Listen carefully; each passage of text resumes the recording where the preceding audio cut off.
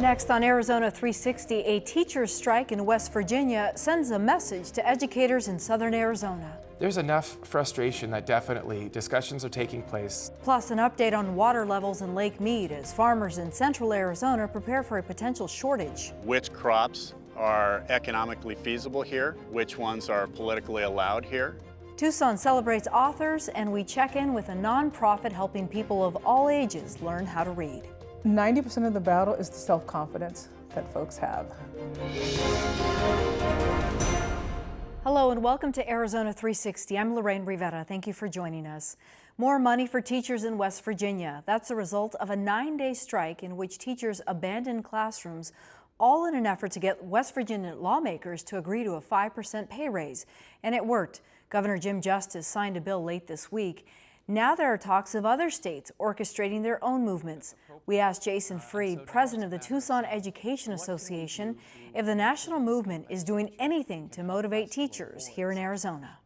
When we talk about what's happening in West Virginia, possibly other states like Oklahoma following suit, are there discussions taking place right now in Arizona about a movement? There's enough frustration that definitely discussions are taking place. So we saw the Red for Ed yesterday. Now the campaign moving forward over the next week is going to be, what's your plan? And really the ask is to the governor and the state legislature, what's your plan? What's your plan to address public education? What's your plan to move us from 50th? What's your plan? You know, Arizona was rated as the 51st worst state to teach in. And that's not a joke, right? Even you include Washington, D.C. And so when you look at those types of statistics, we're tired of being the butt of the late night jokes, and we're tired of being 50th in virtually every one of the funding mechanisms. Do you feel that right now unions are being listened to here in Arizona? Is there a seat at the table? Definitely. I think the reality is that the state legislature and this governor continue to think that they are pro-public education, but their actions haven't shown as such. And if Governor Ducey really wants to be the governor that's pro-public education, and this legislature wants to avoid situations that we've been seeing throughout the country, then they have to move forward with legislation and funding, and they need to do so now. Is there a figure that you think teachers in Arizona ought to be making? What should be the average salary in our state? Well, it would be great for us to aspire to be at the national average, right? The national average is $55,000. Why wouldn't we be aspiring to that? And it's going to take a considerable effort, and it's going to take financial resources, but those resources are there. And when you talk to the community, they'll tell you that education is their #1 priority. There's a saying that money can't solve all problems. If all of a sudden there was this infusion of cash into teachers' pocketbooks, would that change performance in the classroom? I find it interesting. There's the notion that money doesn't solve all problems. We've never tried it in Arizona, so maybe we should give it a shot. And I don't think test scores are the barometer, but most people do look at test scores. If you look at the states that are funding public education well, and then you cross-reference that with the states that are having high test scores and high achievement, you'll see almost a 1-to-1 correlation. And so there is a connection to those. And the way that we make those connections is, one, we get to keep our high quality teachers instead of losing them to other states. Two, we start funding positions back that we used to have. Most schools are left with one monitor and one counselor when they should have a robust counseling staff and a number of monitors. We know the safety concerns that exist throughout the country and throughout Tucson.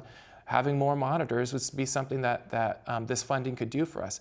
So there really is a correlation, and it exists in every walk of life. So why we would think that it wouldn't exist in education doesn't seem to make much sense.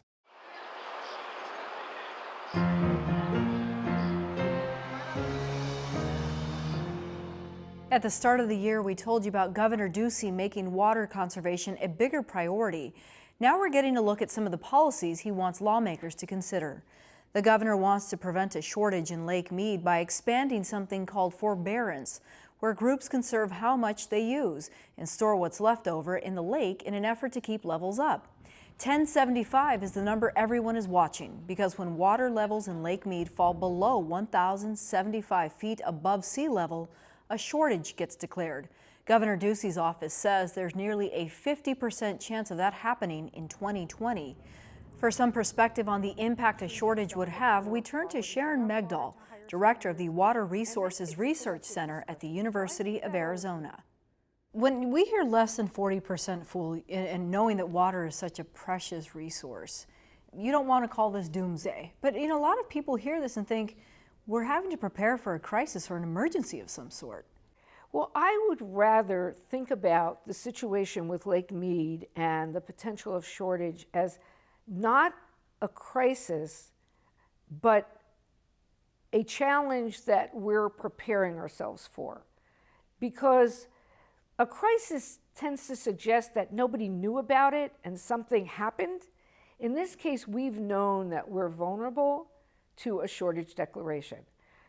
What is different, I think, is that for many years we thought it was going to be further out in the future. But we didn't know back in 1999 that we were going to enter a 16, 17-year period of drought. And so I think we should not in any way diminish the importance of this. I think we need to prepare for it. And the sooner we do that, the better. What are some of the ways that we're trying to prepare for this to come?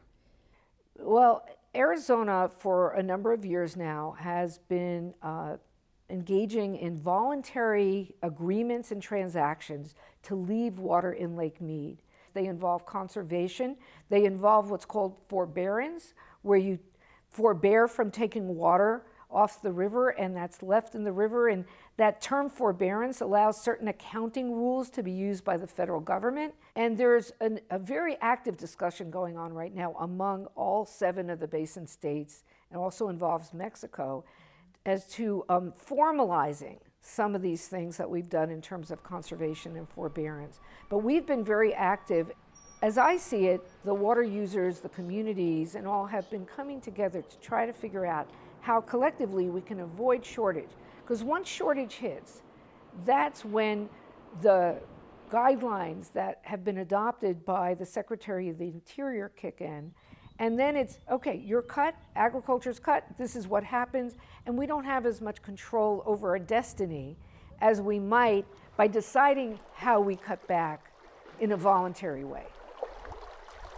We've been actually living quite comfortably here with water. I think Tucson does very well with its water conservation. Other areas are improving their conservation. There's more that could be done. So I think people will have to say, so do I really need to worry? Let me consult and work with the experts, the water utility people, the elected officials, the others, so I can understand the situation. The governor is coming up with plans. Our population continues to increase. 7 million people here in the desert. Are we in the right place right now having these conversations and coming up with plans should there be a shortage?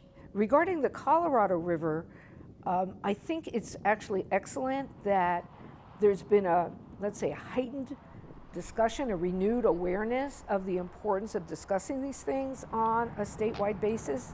The legislature has gotten, I think, even more interested than it has been in recent years in water. We're working in certain ways like Arizona should, and that is, let's look at the future. Let's look at not only where we are, but where we're heading, and let's look at what we need to do to prepare for that. So when we hit the 1075, do our lives in Arizona change? Depends upon who you ask.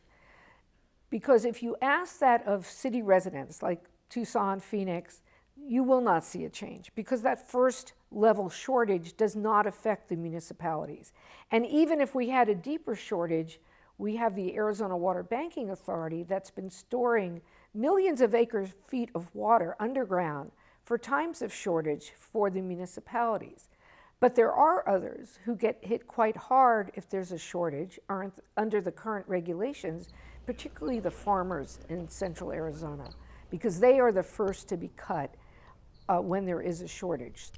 Some farms are taking precautions now to reduce their water use in preparation for any potential shortage declaration. But efficiency comes at a great cost. Vanessa Barchfield visited with farmers and has more about the challenges they face. My name's Dan Thielander, and I farm in the Maricopa-Stanfield area, and we farm cotton, durum wheat, alfalfa, silage corn. The Maricopa-Stanfield Irrigation District supplies water to Thielander and his neighbors, and it's from a mix of sources. Traditionally, about half of our water has come from CAP and about half of it has come from groundwater. CAP water, which comes from the Colorado River, will be less available to farmers in central Arizona in the future. There are a few reasons for that. First, the threat of shortage on Lake Mead. If we get below 1075, the amount of water available to the state of Arizona is reduced by a certain amount. And that cut really falls to the lowest priority entity, which is the Central Arizona Project. That then translates to the lowest priority users within CAP, which happens to be irrigated agriculture. That'd mean that the irrigation districts within CAP would lose about 50% of their Colorado River water. Boettcher says this district would compensate that loss with groundwater. The challenge there is that puts a large burden on groundwater pumping that, you know, the irrigation district board has to decide, do we really want to do that long term? And there's another piece of the puzzle here. In 2004, Congress adopted a law that resolved long-standing water rights claims for the Gila River Indian community and the Tohono O'odham Nation. The agreement had ramifications for non-Indian agricultural users as well. They got cheap water in exchange for gradual reductions in CAP allocations. The first 25% cut came in 2017. 2030 is the last year they'll receive any CAP water at that reduced rate. We will be forced back to close to 100% groundwater production to provide our growers. And Boettcher says as more water is drawn out of the ground and levels fall, the cost of pumping it climbs. There are a few other possibilities for supplementing water supply, including leasing water from tribes. But there seem to be two inevitables here. One, in the future, there'll be less water. And two, it'll cost more. In the meantime, the farmers in Pinal County and the CAP districts, we're trying to get as efficient as we can with the water. The efficiency in our district is around 80%. And our farm, we have about 1,000 acres of drip irrigation. That's about 1/5 of the farm. Drip irrigation would raise Thielander's efficiency to 90 or 95%, but he says he doesn't expect to put any more drip in. We would like to have our whole farm in drip. We like it, and we make good yields, and it's very efficient with water, but it's just so expensive, we just don't have the money to do that. So that being said, if we had the money and we're facing cutbacks in the future, it doesn't make sense to put in all the acres in drip because we know there's going to be fallowing in Pinal County at some point. Fallowing is one of the words you hear a lot when talking about farming in this region. It means plots of land that aren't cultivated. Sometimes farmers decide to fallow land to give soil a rest, but increasingly, fallowing is used as a tool to reduce water use. Now, farmers here are often criticized for growing water-intensive crops, like alfalfa, that are exported around the world. Thielander's response to that? It's an economic activity, just like exporting computer chips that are made at Intel up in Chandler. It takes water to produce that. The crops we produce, they need to go to wherever the market is. And so the world does better with trade, and we're a part of that. Thielander says he's often asked why he doesn't switch to crops that use less water. And the answer to that is that we're trying to make a profit. And so, yes, there are crops like barley uses a lot less water than alfalfa or cotton, but the price of barley is so low we'd lose money on every acre that we grow. Central Arizona's farmers are clearly facing a lot of challenges. But Arnett Duncan of the Duncan Family Farms just west of Phoenix says there is a future for agriculture in this region. I think it'll be really interesting to see which crops are economically feasible here, which ones are politically allowed here, because I think that's, water is going to be all about a legislative process of policy and who gets the water and who gets to use it and what is the greatest and highest end use. Duncan is in a different irrigation district than Thielander, but they face a lot of the same water issues. This farm is 100% organic, and Duncan says that helps him as he looks forward to a future where water costs more. This is a demonstration of a crop or an example of a crop that can support a higher cost for water or irrigation water, especially if it's applied efficiently. And water efficiency is one of Duncan's main priorities. We really have to be conserving now. It's not as if we can wait for some magic number as a level of a lake to hit where then we start to save water. Literally every day at our house, here on the farm, it doesn't matter. We're looking to conserve water, and we should start now. No, we should have started years ago. Back in Pinal County, Brian Betcher says he sees opportunities over time for farmers to switch to higher value crops like organic fruits and vegetables. And some growers are partnering with the Environmental Defense Fund to test other crops that could use less water. Like Duncan, Betcher also sees a future for farming here, though he says the region will look very different. I would like to think that there's a proper balance that will allow a gradual decline in farming down here, but keep it profitable to balance the needs of the state. I'm a firm believer that every state ought to have a significant component of farm ground to provide direct supplies of food and fiber to the population in the state.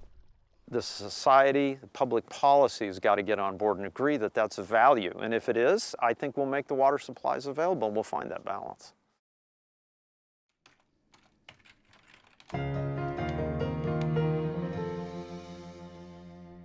Fighting cyber attacks is becoming a statewide effort. An executive order signed this month by Governor Ducey formed the Arizona Cybersecurity Team. Its nearly 24 members come from all levels of government, colleges, and private sector.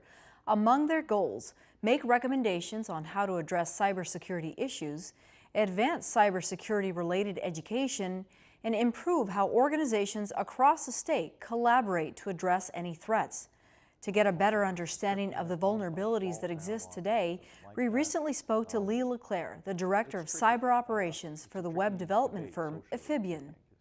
There are now things that we're hearing like whaling, swatting, spear phishing. Yes. What are all those things?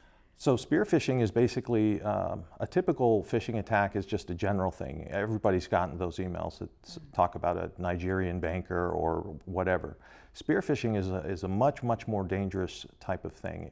If I was going to spear phish you, what would happen is I basically investigate why would I choose you as a target. Once I figure out why it would be good to target you in particular, I then do research around your entire, social habits, where you went to school, and I craft an email that looks like it came from somebody that you actually know about a topic that you're actually interested in. Spear phishing is a serious danger, mainly because it's targeting individuals with information that they don't expect, a typical attack like that to happen. So they're just not, as aware on that sort of thing. Whaling is a similar type of thing where you go after a CEO or a large, all of these kinds of techniques, it involves reconnaissance, it involves research. What are the things that we can do to protect ourselves? Are there basic things we should be doing? Sure, and you already probably know what they are. Be suspicious of emails. Learn how to check where they're really coming from. A lot of them are still, the way that they're spoofed on who they're coming from is trivial. You just see a name, but you're not really looking at the actual address. Look at those kinds of things. Be careful about downloading apps. The more apps you download, the more, you don't know who wrote those. And you keep your antivirus up to date, you keep your patches up to date as quickly as possible. The Equifax breach was completely preventable. They just didn't patch their stuff for a known vulnerability quick enough. You can only do so much, but you should do everything that you can. With midterm elections this November, cybersecurity remains a major concern for the country's top intelligence officials. From U.S. businesses to the federal government to state and local governments, the United States is threatened by cyber attacks every day. Last month, they told the Senate Intelligence Committee Russian meddling is likely, with attacks more aggressive than the 2016 presidential election. While Arizona doesn't consider itself one of the states with voting systems targeted by Russian cyber attackers, in June of 2016 it briefly took the voter registration system offline as a precaution after an alert from the FBI that hackers obtained the login credentials from a Gila County employee in a possible attempt to gain access to Arizona's voter registration system. We have a midterm election coming up. Does that present an opportunity for those hackers who are out there looking for something? Sure, I think every election presents an opportunity. It depends on how much the voting systems are electronic, for one thing. I think in Arizona, the majority, at least where I've always gone, it's not, and I think that's true in most states. So directly over the internet, it seems unlikely just because we're largely still using paper-based ballots. Anytime something is on the internet, though, it's potentially risky. It is. And that's, I think Estonia is the only country that I know of that has a full-blown national, anybody can vote online type of system. But it's somewhat complex. Everybody is issued a digital ID card, and that's what they use to do their voting. That system isn't perfect either. I think no system really is. Anything that you do online certainly will be targeted. It's typically more difficult with voting machines because they aren't typically connected to the internet. They're typically connected on private networks and stuff. But so little is known about them that it's difficult to say exactly how they could be compromised, but almost anything can be. I actually kind of like the paper mechanism. It still works. The old ways are not always so bad.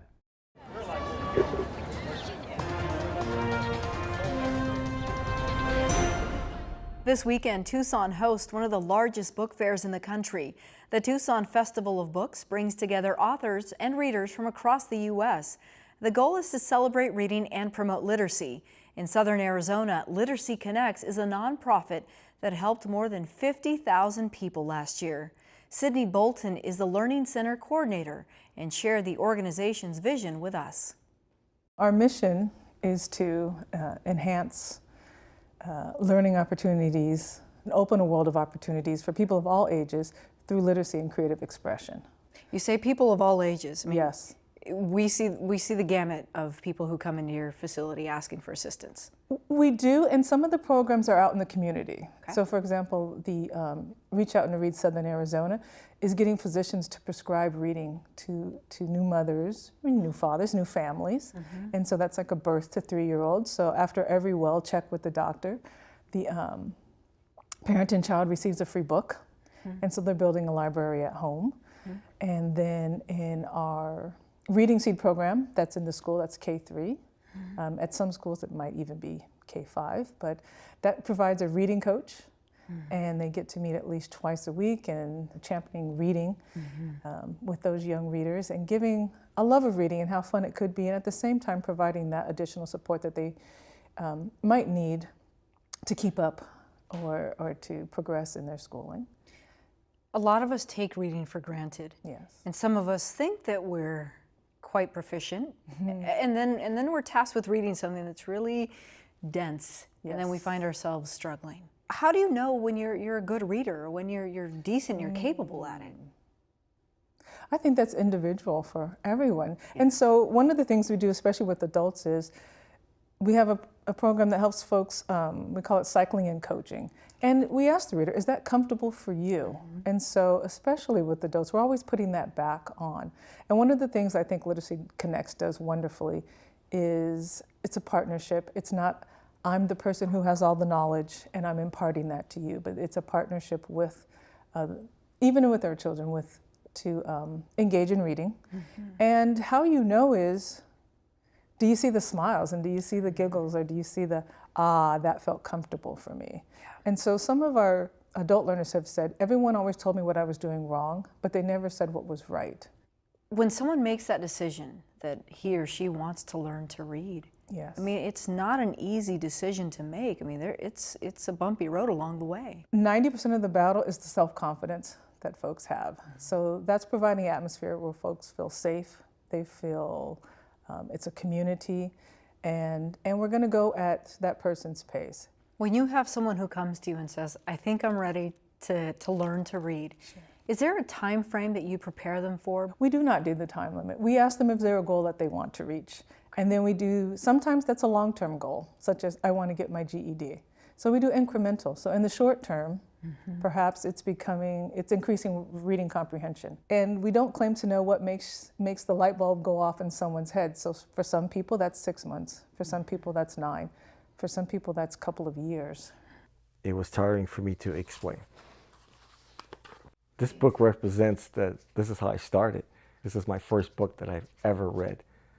Since, when I turned 53, I never read a book.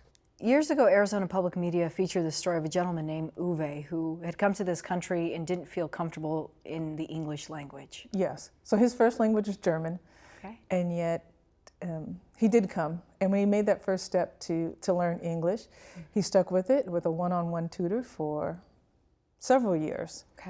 And as his confidence grew, and he was able to achieve his goals in reading what he wanted to do with that, he has stayed with Literacy Connects and become a volunteer tutor for the English Language Acquisition for Adults program.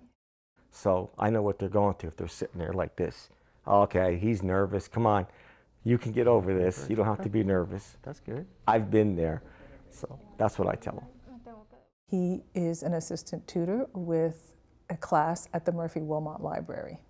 I've been catching up to things that I always wanted to do, but I couldn't do them, like try to learn to play my guitar or read a lot of books. It's like opening doors. And, wow, I just want more of this. Really proof that you're never too old to stop learning. Absolutely, absolutely. At Literacy Connects, we like to say we promote lifelong learning, whether it be the learners who come to us, the children, our volunteers, and even us as staff. I'm going to ask you a question. It sounds really elementary, but how important is reading to us? Oh, wow. I think that's undefinable. The adults that we experience, if you don't read or construct meaning, your world is very limited. At Literacy Connects, we make a distinction between decoding and reading. And decoding is knowing all the words. For example, I can read Spanish. I don't necessarily know what it says, though. And so reading and being an efficient reader is understanding what that language is and those symbols. And so and especially some of our adults might not be able to read all the words, but if they know that, hey, this is where the emergency room is and this is where I need to go to get help, we celebrate that as a success. A sight to see this week, this is the Calypso telescope. It left Tucson and is headed for Houston. The Calypso spent years on Kitt Peak. Its final destination is Chile, where it will monitor the atmosphere and measure processing data produced by the Large Synoptic Survey Telescope, which is located at the University of Arizona. That's all for this week. If you have any feedback, email us at arizona360@azpm.org. Thank you for joining us. We'll see you next week.